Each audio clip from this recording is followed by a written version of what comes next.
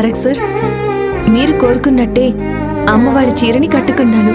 మీకు నచ్చినట్టే చేతుల నిండా గాజులు వేసుకున్నాను. నన్ను ఇలా చూసి ఈరోజు ఏ విధంగా పొగుడతారో చూడాలి.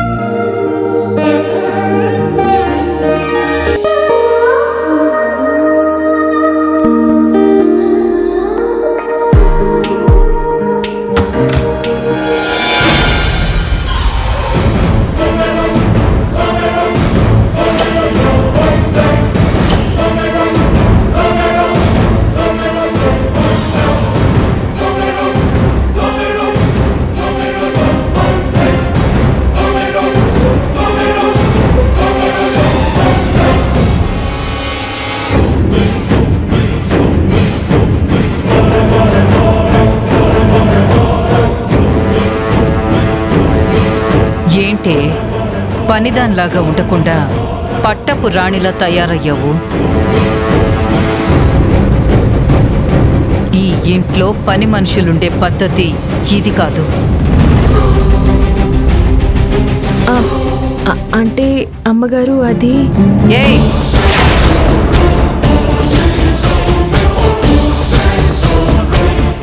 ఏంటి ఈ ఇంటి కోడలిగా సీఈఓగా అందరి ముందు చలామణి అయిపోదాం అనుకుంటున్నావా?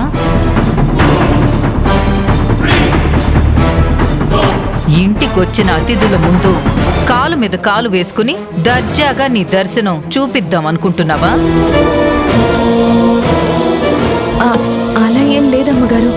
అలా ఏం లేకపోవడం ఏంటే?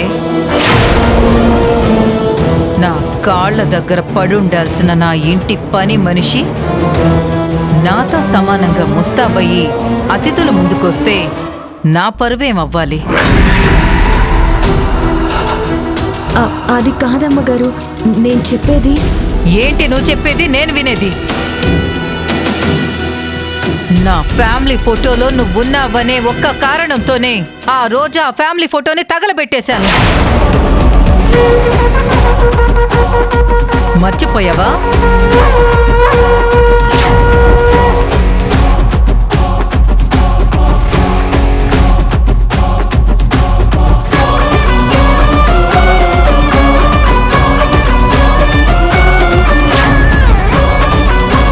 ఆ ఫోటోలో అర్హత లేని వ్యక్తి ఉంది. ఈ కుటుంబంలోనే కాదు, ఆ ఫోటోలో కూడా అది ఉండడం నాకు ఇష్టం లేదు.